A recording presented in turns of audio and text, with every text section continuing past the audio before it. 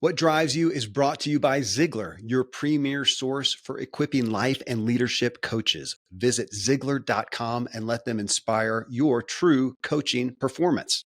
Yeah.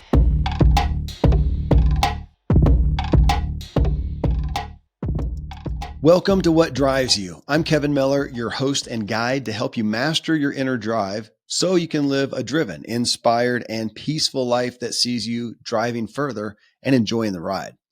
In this episode, what drives your new year? You can get a fresh start, of course, at any time, any day. But I do appreciate this magic somewhat of January 1st, partly because I really enjoy the indulgences and challenges, both of the holiday season. I usually come to the new year with lots of joy and memories and a bit strung out from all the busyness and socializing and celebrating. And I'm ready for a reboot. The most popular concepts people turn to, of course, during New Year's are New Year's resolutions and goals. That word goals specifically, which are fine terminologies, nothing wrong with them. Though for some people, goals especially are just not motivating. I'm going to share more on that in a minute.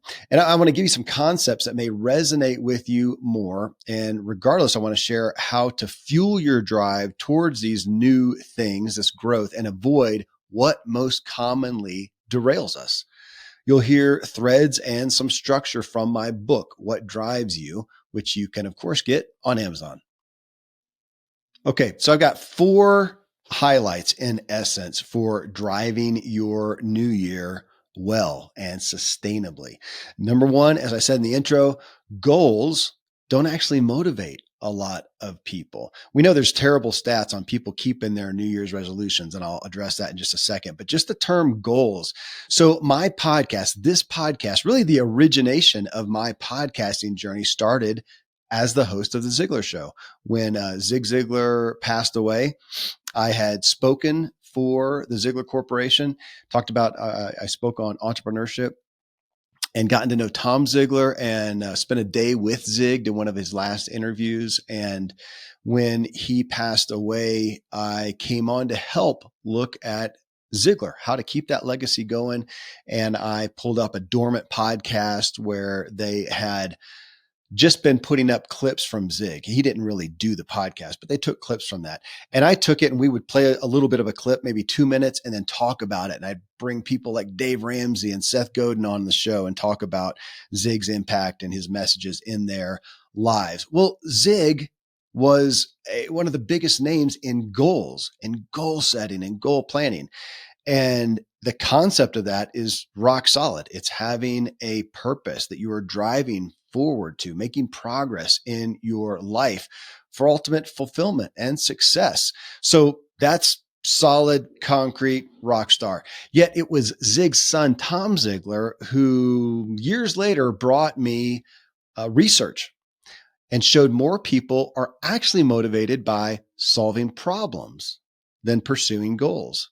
And that's a big deal because if you set a premise out, it matters to people's drive. Hey, you got to set goals. Well, if that concept doesn't drive you, it's not helping. And if you say, hey, what problems do you want to solve? And that drives more people. And I think it was like 80% of solving problems. Well, that's important. So while we need to have these destinations in front of us to point to, what drives more people is not having a goal, but problem solving. And it makes sense. We know that humanity, we as humans are more driven, for better or worse. I wish we were driven more by desires, by setting these things out, but we are driven by pain. We respond more in our lives to pain than desire. So it makes sense, problem solving versus goals. So instead of saying my goal is to, let's say, increase my income from $75,000 this year to $100,000, more people might be more driven by saying, gosh, I just want to create margin in my finances to lower my anxiety around living paycheck to paycheck. That's a problem. And I want to solve that. Perfect. Great.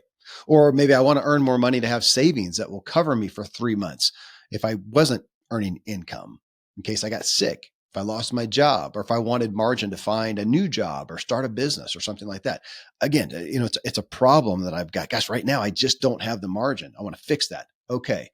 How we state these things, how we frame them and position it, it does affect our drive. It really does. We're all looking at this drive and we're figuring out how do we fuel it. And not everybody responds to the same fuel. So first off, I would, tell you just to look at your drive. What fuels that? Is it goals? Is it setting out a big goal and writing this big, used to call it a BHAG, big, hairy, audacious goal? Or is it looking at something and I just got a problem I want to fix? No right or wrong here. And I would say, don't get hung up again on the people that you're following who are influencing you, who may be driven by goals or driven by whatever terminology that they use. See if it fits you. See if it fits you. Be honest with yourself. Don't latch on to somebody else's standards. Interesting little tidbit on here. Side note, 75K. I just said 75K to 100K. There are some studies, if you've heard this before, and I've referenced it, there are some studies that talked about our happiness doesn't really increase beyond $75,000. There was a study that was done. I won't go into the details. You can look up the study. There's new research on that. It was published by CBS News, actually. I think they just cited a new study by a Nobel Prize winning guy. And it was saying, no, it's actually not true. Money doesn't buy happiness. We all know that, but it does afford us more. And they said there's actually some benefits all the way up to like $500,000. After that, there's not much more benefit. It's interesting and makes sense to me. I won't go into that. You can go search for that. But if you've heard that $75,000 cap is where, happiness doesn't increase, they're speaking against that at this point. All right. Number 2, break your goal down to smaller increments. If that drives you, again, we're talking about what drives you. For some people, they want to put that big thing out there and that drives them. I tend to be one of those people. I'm going to have a personal goal, personal idea, problem I want to solve, whatever, but I'm going to have, kind of the shooting for the stars type thing. It's just what motivates me. But I also know I've been doing this for a long time that if I only get halfway, well, I get further than I was now. So I'm happy with that. And it's the big goal that motivates me. For some people, it doesn't. And again, this is about you. What motivates you? What drives you? So for a lot of people, it is, let's use my previous example of going from 75,000 to 100,000. And some people are going to be motivated by, I don't want to make 6 figures, right? That's motivating. Or I want to increase by $15,000 this next year. That may be. For a lot of them though, breaking it down and going, that is $1,200 and $1,250 per month. All right. That's what it is. It's not gigantic. It's sizable, but it's not gigantic. How can I do that? Are there costs that I can save? Is there something I can quit spending money on and save that much money, make that margin? Can I work more hours? Is that it? Can I increase my hourly wage or my salaries or something I can do to bump that up? Should I get a side gig? Would that drive me? If you're self-employed, is there a new product or a new service that you could offer? Could you raise your prices? Let's get granular with it and make this a small increment, something that seems palatable. It feels somewhat realistic. Can we get our heads around that? That is going to be, again, we're looking for what drives you. And it was somebody recently, I apologize for not remembering the guest that I had on, that talked about we so often want to adhere to somebody who we follow and their standards. And yet we may like them, respect them, be inspired by them, and they set a standard out and it just doesn't fit us. They're going to say this in a way that position it, the goal, the idea, the concept in a way that doesn't resonate. I'm looking for what resonates with you, what drives you. Number 3, opposite somewhat of the small increments, is 10xing it. So we did a series recently with Ben Hardy and on 10xing. His book is 10x is easier than 2x, that he did with renowned legendary business coach, Dan Sullivan. Would it drive you to 10x it? And the point isn't making something huge 10 times. It's the concept behind it. So I would encourage you to go back and listen to that series or buy the 10x is easier than 2x book. But the concept is changing your thinking. And instead of incremental changes of going, gosh, if I have to look at a really big jump at doubling my income or 10xing it, taking my 75 grand to 150 grand, or 10xing it, go to whatever that is, $800,000. Is that better? Because it makes you get rid of a lot of your past thinking and look at new thinking, new possibilities, innovation in essence. That's a big thing to look at. Again, we're looking at what is going to drive you. This next year, you don't have to make progress. Chances are, the reason you're listening to the show is you want to. And we know statistically that that's our happiest, most fulfilled and inspired and driven people are those making progress. So of course you want to make progress. What is going to drive your progress? That's really the moral of this show here. What is going to drive? We're trying to dig in and find what is going to drive your progress, because culturally we're just looking at progress. State it, claim it, name it, whatever. It's New Year's, state it. And we don't get down to the bottom of what's driving the progress. And is that drive going to be sustainable? Which brings us to number 4. If you don't enjoy the ride, it likely will not be sustainable. This is why New Year's resolutions, and you see all the stats, you hear them, and they sound pretty bad. We know that the majority of people do not sustain their New Year's resolutions, their goals that they set for the year. Why is that? Is it because they set unattainable goals? My experience with myself and other people and humanity is it's because they have not gotten to the root issue, their drive. What is driving them? What will drive them? And more and more we come to what will drive you towards that end goal or achievement or realization. It's enjoying the daily ride towards that. And we miss that so often. It's such a common cultural aspect that we look at, we expect that going towards that goal is going to be difficult. And it may be. Let me take that back. It is going to be difficult, but we say it's going to suck. It's going to be terrible. It's going to be grueling. We're going to detest it. And, we're going to lose weight by abstaining from everything that we enjoy eating. We're going to lose weight by going out and doing all these exercises that we hate. That just doesn't work. That's what fuels the weight loss industries, because we don't continue on with it, because we don't enjoy it. We grit our teeth, right? And work more at these things that we hate doing. Man, it's just not sustaining. Doesn't mean everything is fun and it is play, but what we're looking at is figuring out, here's the thing that you want to achieve, the goal, the desire, or the problem you want to solve. Here it is. How can we go after that with something that will be sustainable? That's not just a short-term fix, a hack. It is something that we can find joy in.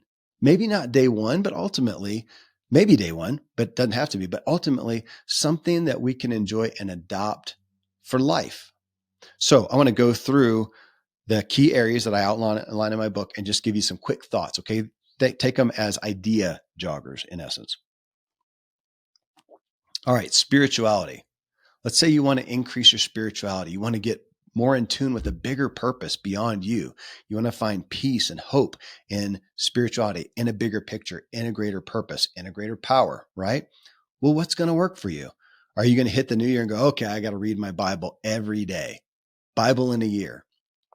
Some people love it. It's not a have to, it's I get to. Oh, excitement. That's great. If that's not you, don't be stuck with it. Now, depending on your religion and how you look at the Bible and stuff, it may be something that you feel like you need to, it's best to participate in to some degree. But I am going to challenge you on, is God up there keeping marks? And if you don't get in your Bible every day, you are, you're lesser or you're lacking. Or if you use something other than the Bible, are you lacking? Again, we can get into doctrine and theology, and I'm not here to discuss that. I'm just giving you permission to question it if you would so be open to it. Is it the Bible? Is it devotions? Is it a specific religion? Even that. What would drive you? Is it a person? Is it having a spiritual director or a guide or a friend or a mentor, or somebody who you are participating with that you can discuss spirituality with? Is it a certain gathering like church? Is it specifically not church? Is it a home church? Is it not something with a church name behind it at all? It's just a group of people pursuing spirituality. But is it some kind of a gathering? Is it something new? Do you need to take in something new, some new ideas? Maybe for me, I am right now, even though I adhere to, adhere is not the best word. I align with Jesus. Bottom line, not just as a great person, but as a deity and the whole thing. It's my personal faith that I have chosen. And along with that, I have been allowing myself to participate in a lot of content that are out of the religious confines that I grew up in with, at least with Christianity. And I'm not going to again get into the doctrine. This may, but just to give you some idea joggers for some of you, it may be taking in some new information for something outside of your current construct, and letting that be a part of your spiritual journey. Is it getting out in nature? We hear that a lot. For me, nature was actually created by God. That's my faith. And I find great joy in that. Is it meditation? For some people, they say, I hate meditation. Well, then that's probably not going to work for you. Maybe you should try it and maybe you could grow to. Maybe you should give it a try. Again, we're not looking at everything that's just fun from the get-go. But if you know that you just have no desire to currently, should you force yourself to have a desire because you hear everyone talking about it? I would give you permission to question that. So going for a daily walk. Is it questioning? Giving yourself permission to just question the things out there. I would ask you to question your distaste for spirituality or religion, and question your joy and your certainty in it as well. Maybe look at just buying something that gives you, and this you could relate to all these categories, buying a new journal or a new book or a new resource, or checking out a new podcast. I will give one resource that I'm actually giving to all my family. I haven't given it to them yet. This is after Christmas, and we're having a second Christmas because some kids who weren't here on Christmas Day are coming into town, and I'm giving them a few things. One of them is a little book. It's a little like pocket-sized book called The Way to Love by Anthony DeMello. Blowing my mind on what we are attached to in our lives, in our world, and how it takes away from our happiness. All right, that was a lot on spirituality. I'm going to give you a lot on a couple categories and then just real brief pieces on the last few. But relationships is next. Again, we're looking at what will sustain for you, be sustainable, tenable for you. So relationships. Do you need to join some groups, meet some new people, find some kindred spirits? Affinity groups are so powerful to find people in groups with things that you enjoy. I talk about a lot my guys adventure group, and mountain biking is kind of the primary connecting point, but mountaineering, rafting, kayaking, paddleboarding, skiing, hiking, mountaineering.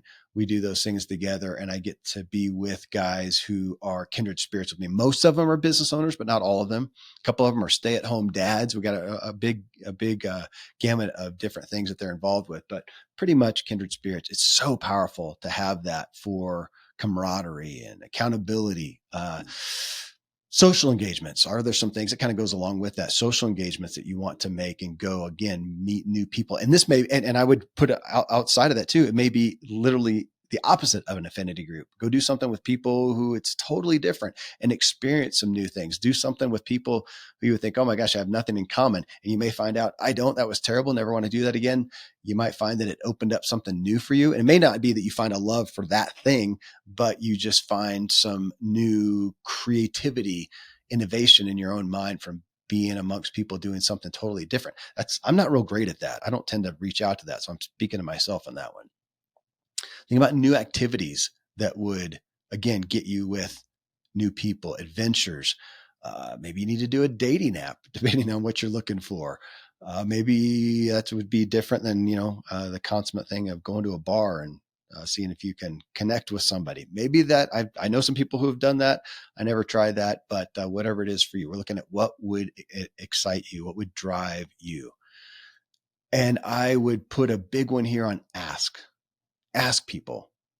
Ask somebody out on a date. Ask somebody out to give you their advice, a mentor. Ask. That's hard. I'm an introvert. I don't like rejection. I don't like the risk of that. But I have learned the power of asking. I still have to get myself kind of bolster my courage up and go ask for something. Ask people for something. Ask them for their help. Ask them for their guidance. It is continually amazing how readily available people are to give their counsel if you will ask. And last on this, I would ask you to audit yourself. Ask me to audit myself. And in relationships, how am I as a friend? How am I as somebody to relate to? Am I easy to relate to? Am I not? That may be hard for some of us to do, but that is often, if not always, the stumbling block for our relationships is we don't know ourselves. We don't know how we relate to others, and we don't relate to ourselves. That would be the biggest key. The biggest foundation here is we don't know how to relate to ourselves. So the best thing you can do in your relationships and connecting with other people is to connect with yourself, which is a common, if not the most common thread of every one of the What Drives You episodes here. Resource here on being a friend, connecting. It's a classic because it's so powerful. How to Win Friends and Influence People by Dale Carnegie. Number 3, health and wellness here. Again, Dr. James, my buddy, Randy James, medical doctor, functional medicine expert. What's the best exercise? Whatever you'll do daily or continually or consistently. Whatever you'll do. That's number 1 as far as getting off the couch. Same thing with food. Whatever better food nutrition we can get in you that will be sustainable. If you are just going out doing things that you hate to do, doing exercise you hate to do, eating foods you hate to eat, it's probably not going to sustain. Again, you may need to do some of that and find that maybe if you do it, you will find a joy and a love in it. But we have a culture who, again, goes after stuff that they hate, and it doesn't work. So what, on an exercise front, what is some kind of movement that you would enjoy? Now, we know that resistance training, stressing our muscles, is maybe the most powerful thing for your health, wellness, overall aging well.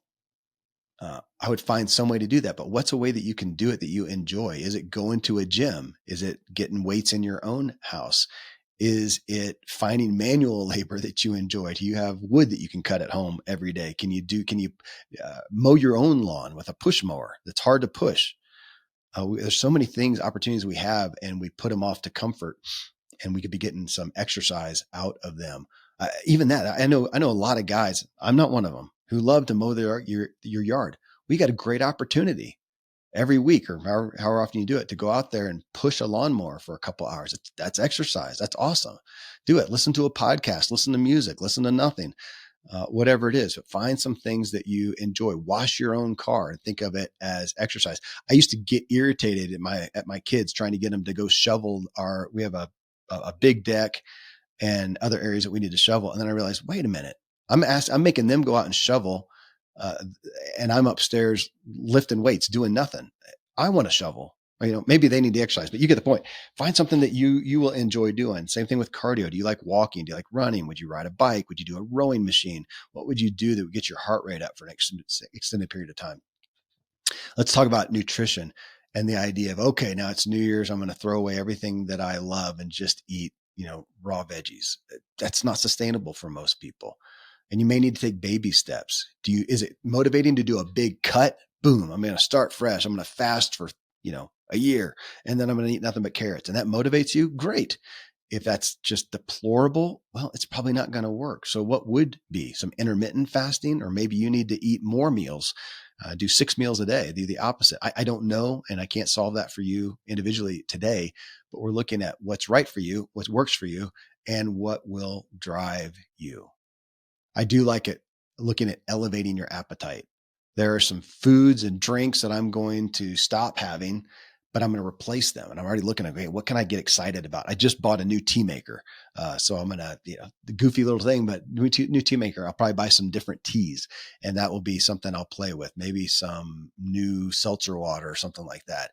And, again, what's your junk food, your favorite junk food? How could you elevate that to something healthier, less harmful, a healthier vice in essence? Look for replacements. Now, I do say replacements. There's always a danger with nutrition, especially where we take something and replace it with a quote health food that in fact has more calories or more sugar or more junk or whatever.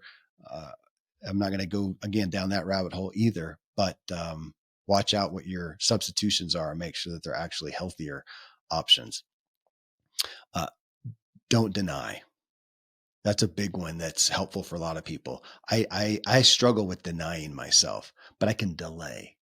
So I am going to have pizza, but maybe only once a week, maybe only once every 2 weeks. And maybe I'll have one that's not as calorie laden, though honestly, I probably will. If I'm going to enjoy it, I'm going to enjoy it, but I'm going to moderate that. So I'm not going to deny myself, but I'm going to delay that. But that helps a lot of people. Don't deny, don't think of it, deny, but I'm going to just delay it off. All right. The next one is a fourth one, I think, mental. What's the mental state? What do you want to be in and what will help you get there? I'm going to go quicker from here on, but meditating. Are you driven to meditate? How about getting counseling or therapy? Or if that's hard for you, some people still struggle with that, with the baggage around that. Maybe it's a coach. Any really good coach is there's a lot of overlap between counseling there. And there's a lot of people out there coaching who are incredible counselors, but they don't have these certifications to do counseling and they can't hang it on just for you to know that there's some coaches out there. Some of the best counselors I know of are coaches because they didn't want to go get the certifications that would allow them legally to say I'm a counselor or a therapist or psychiatrist or whatnot. And so they're doing it under coaching and they're powerful. So is that something you could turn to? Again, mental state. Do you need to help bring up nature again? Going for some walks, journaling. Brene Brown, her book, Atlas of the Heart, that lists out 87 emotions, has been powerful for me. And I think for a lot of people who aren't really in touch with their emotions, who are not emotionally intelligent, really powerful. I continue to use that as a resource to understand my feelings, to try to help me. And I am journaling that more, not journal it's easy for me to journal my thoughts and ideas, not so much my feelings. It's just not my inclination to. So I'm working on that and it is helping. So again, your mental state, increasing, bettering your mental health. What are some options? I just listed out some, and what would be palatable for you to even start? And I will say that with a lot of these things, start with something that's palatable. Even if you really want to get to something that right now feels overwhelming, really difficult, really challenging, baby steps. All right, next one is work. And this one is, I think your best bet here on what drives you there is just to audit your current attitude and drive towards work. How you doing? Are you enjoying it? Are you detesting it? Are you burning out? Where are you right now? That's the first place. And wherever you are, is it sustainable? And are you getting your best self out of it? Are you finding appreciation in it? Are you able to? Sometimes we can look at our state and realize, man, I got a crappy attitude and I can adjust my attitude and be grateful for where I'm at. There is often a place for that. However, I have throughout my life often seen people take that tactic towards a job that they just need to get out of. It's just too bad. There are some levels of toxicity or just ill-fittingness that you're not going to get past with a good attitude. If you're stuck in it and all you can do is change your attitude, okay. But otherwise, I would just, you got to make that call. Can you change your attitude enough to make it sustainable, or do you need to find something different? I will uphold a classic book for this discussion, 48 Days to the Work You Love by Dan Miller. That is my father. And I am holding off on going down this rabbit hole, but by the time this episode comes out, it will have been a public announcement. So I can say it here that he will soon have passed away. He will soon be passing away. He was, I may do a special show on this. He was diagnosed out of the blue with stage 4 pancreatic cancer that is pretty much everywhere. And he will not make it long. And his book, 48 Days of Work You Love, a couple million copies has sold from that. It's the book that Dave Ramsey has promoted for years, along with his financial counseling, that anything involving career and job, he says, go check out 48 Days of Work You Love. Dave and my dad have been buddies for a long time. Dave's actually flying his jet down with a group of people to spend an afternoon with my dad here in just a couple of weeks while he is still with us and coherent. So 48 Days to Work You Love is a great place to go for your work. Money is next. Again, what's driving you with your money? And I'm going to pull you to your attitude. What's your attitude? And is it sustainable? Is it helping you or hurting you? Great resource for that is Ken Honda and his book, Happy Money. Ken is really about the number one self-help personality in Japan. and had him on the show. He actually endorsed my book, What Drives You. He's on the back cover endorsement. But his book, Happy Money, really brings us to looking at what is your attitude towards making money and spending money. And it was really powerful for me. It's not going to resonate with everybody, but it's a resource that I really appreciate. But what is your attitude about money? This is not beyond. It's undergirding your habits and your saving and investing and whatnot. Really looking at your attitude. And that's where I feel your best efforts are spent right now as you look at your drive. What's your attitude around money? Achievements. All right. Achievements.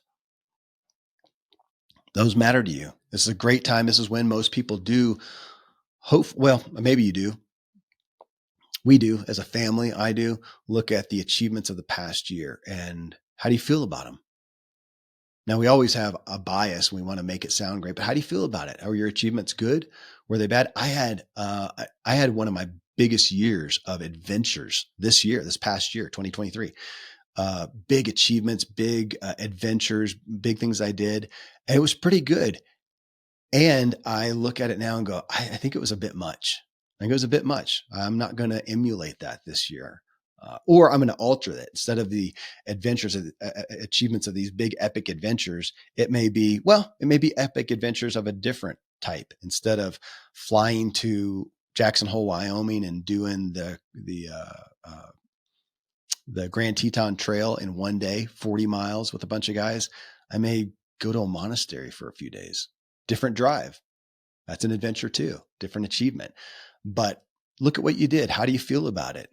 Were they good achievements? You look back and go, I didn't achieve anything, man. I just worked, kept my nose to the grindstone. And you want to this year. What would drive you? What do you want to have achieved? That's good. And again, the achievement may be solving a problem. Let's go back to that again, because we look at achievements as these desires that don't always motivate everybody.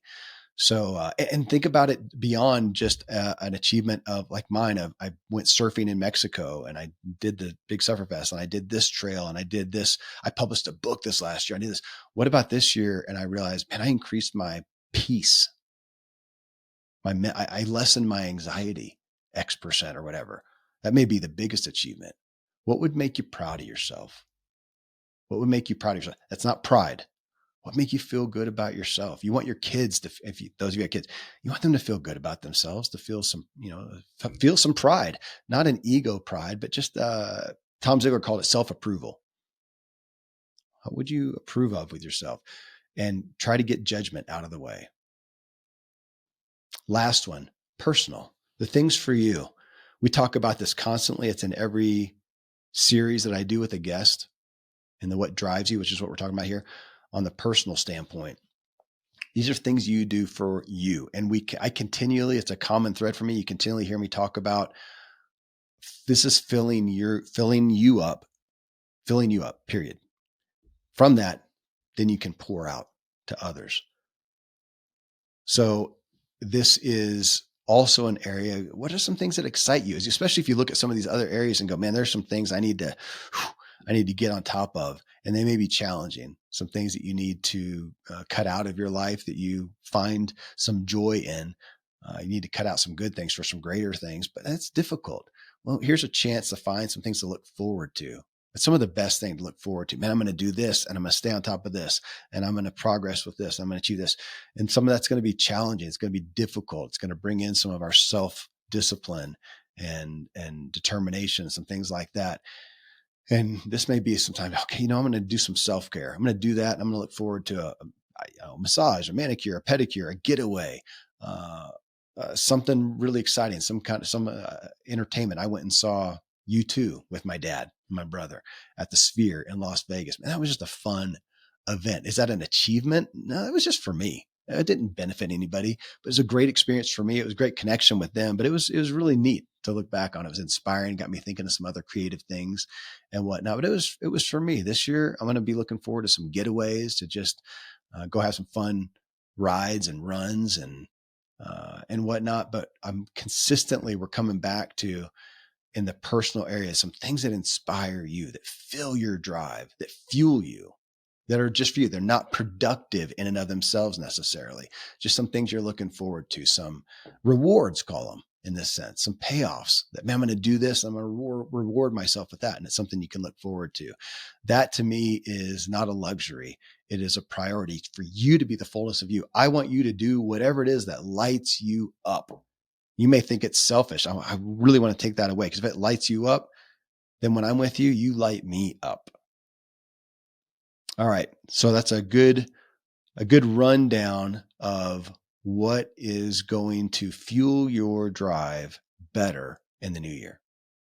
All right, friends, thanks as always for tuning in with me. If you want to dig further into these issues of drive, that is what my book's about. What drives you? You can find it on Amazon in just about any format you desire. And as always, if you appreciate the podcast, it is the best way to thank us, is to leave a rating in Spotify or a rating and especially a review in Apple. You can also subscribe to us on YouTube and on social media, where you can actually see the entirety of these shows on video. More and more people are choosing to tune in to video and watch podcasts. So find me at kevinmiller.co. Well, folks, until next time, stay driven. Yeah.